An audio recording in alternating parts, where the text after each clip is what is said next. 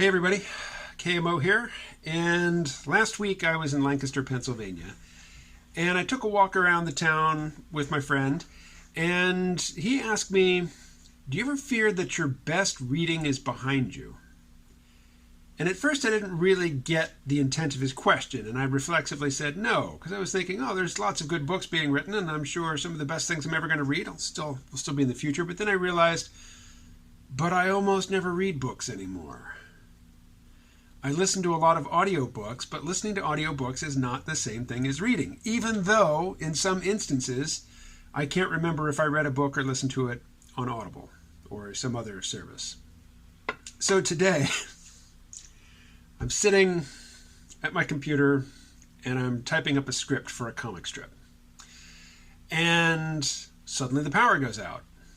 Well, my computer's got a battery, so it's okay. But, the router's off. I'm not online anymore. Oh man, what am I going to do? Well, I'm in an apartment full of books, like real physical books. It was the middle of the day. There's snow on the ground. Actually, there's snow falling from the sky. So there's all kinds of reflected light. I could easily have picked up a real book and started reading.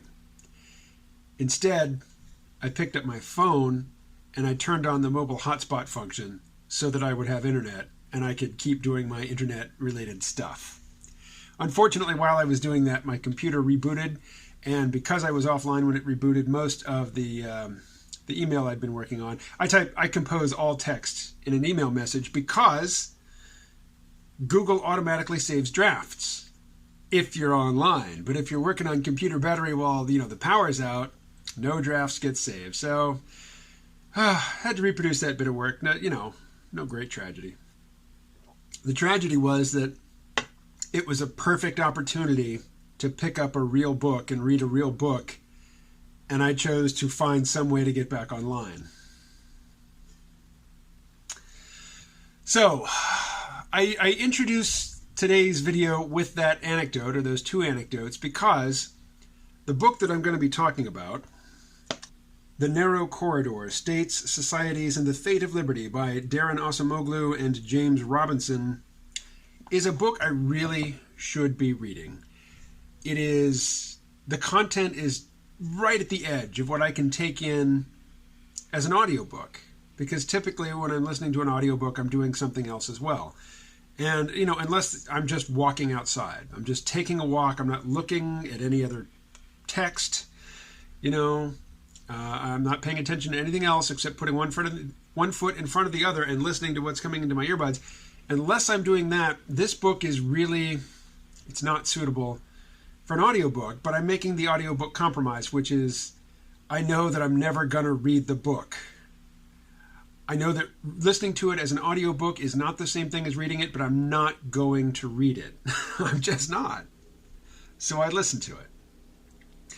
That said, I do tend to listen to my audiobooks repeatedly, and the bits that I think that I really need to hone in on, I will select those portions to listen to repeatedly. And in the case of this book, actually in this book, the authors lay out their premise and their thesis, I guess you could say, early on in the book, and then they just expand on it with chapter after chapter after chapter of historical example.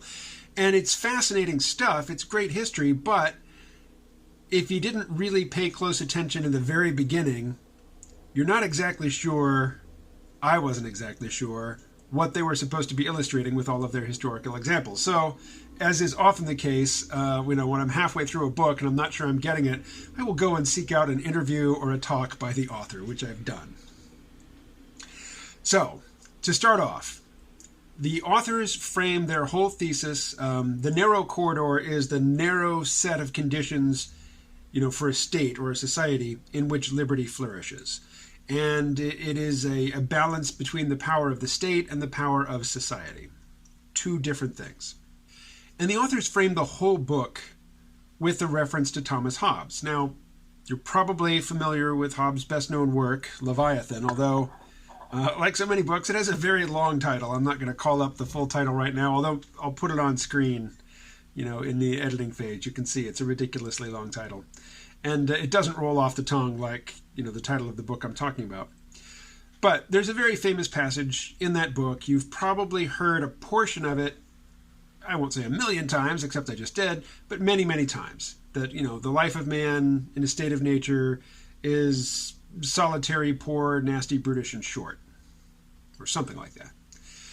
And you've maybe even heard the whole paragraph or read the whole paragraph. But the beginning of the paragraph, before that, solitary, poor, nasty, brutish, and short part comes, is a more important part. It doesn't flow quite like the end, but it is an impressive and important list of the benefits of living under a Leviathan. A Leviathan is a state or a ruler or a power structure which has a monopoly on violence, so that nobody else is authorized to settle disputes with violence. Only the state can do that, or agents of the state. And according to Hobbes, if you don't have a Leviathan, here's a list of things you also don't get. Whatsoever, therefore, is consequent to a time of war, where every man is enemy to every man, the same consequent to the time wherein men live without other security than what their own strength and their own invention shall furnish them withal.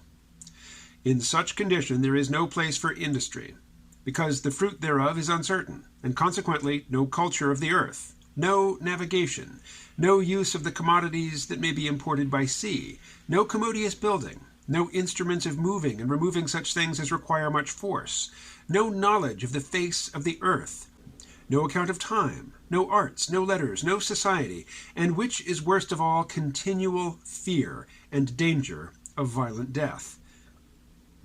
And the life of man, solitary, poor, nasty, brutish, and short. So, even if you're one of those noble savage fetishists, and you think that without the state and without the patriarchy and religion and all the other things that make people awful, that we would live in this egalitarian, if low-tech society, even if you subscribe to that, which I don't, obviously, I'm mocking it, you're not going to get air travel.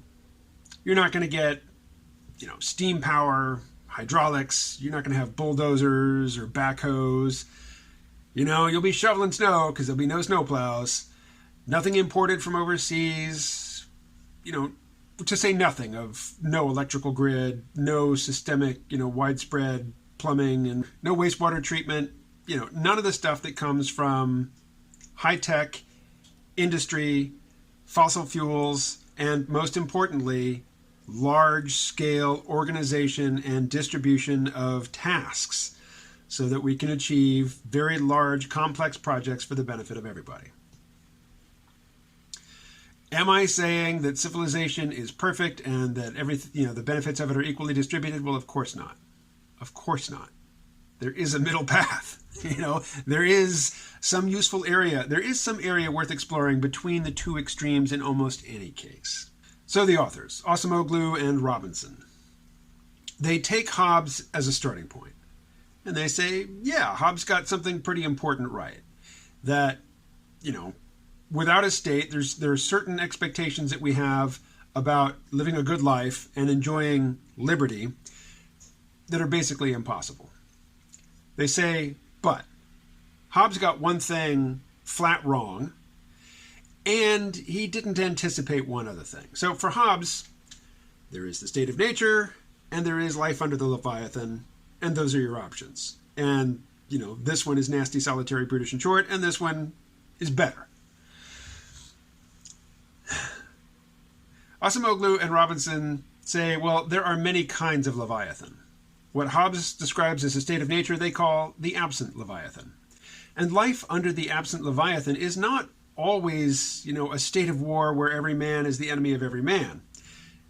Even in the absence of a state, you still have societies, and societies come up with ways to minimize conflict and to regulate the desire to take revenge or the desire to pillage or, basically societies come up with ways to manage conflict and reduce violence. They do this through norms, which is to say taboos, traditions, the way we've always done things. And the authors of The Narrow Corridor call this the cage of norms because one thing norms, organically arising societal norms, one thing they never, ever do is enshrine, protect, and defend individual liberty. That is something that only happens under a state. So that's the thing that Hobbes got wrong, according to the authors. But the thing that he didn't anticipate was that you can have what they call a despotic state, wherein the purpose of the state is not to protect liberty or really even to provide stability, except in as much as it is to the benefit of the leadership. And examples are obvious. I mean, we really don't have to look very far for them. The Soviet Union, Communist China. You can't appeal to any authority for a redress of grievances. If you have a grievance, you're going to get a punch in the face, if you dare to say anything about it. This is the despotic Leviathan. So, for the authors, the state that Hobbes was describing as life under the Leviathan was really life under a shackled Leviathan. A Leviathan that has a monopoly on violence, but is reined in by the society that it governs. Society and the state must both be striving to expand their own power and to counteract the power of the other, with neither one really getting out ahead of the other by too much. As long as these two forces are in balance, you can be inside what they describe as the narrow corridor. That is the place where the strength of society and the strength of the state balance out, and individual liberty and liberty in general is protected. But there are more kinds of Leviathan than just the despotic Leviathan or the shackled Leviathan. There's also something they call the paper Leviathan, which is basically, the toothless Leviathan, the Leviathan which has all the forms and structures of the shackled Leviathan or the despotic Leviathan, but really isn't good for much. It doesn't do much of anything. One of the examples they give of a paper Leviathan is Argentina. The government, there are government offices, there are, government departments. They don't do a whole lot. The society runs as well as it does, in spite of the fact that the government doesn't do much of anything. No offense to Argentinians. You might think that the United States counts as an example of the shackled Leviathan, which claims the monopoly on the use of violence, but also enshrines and protects individual liberty. And the authors, they wait until near the end of the book to bring the subject, to bring the topic of conversation around to the United States. But the label they put on the United States is the paradoxical Leviathan, which is to say, it's complicated. So I will just devote a whole video to what they have to say in that chapter of the book coming soon. Stay well.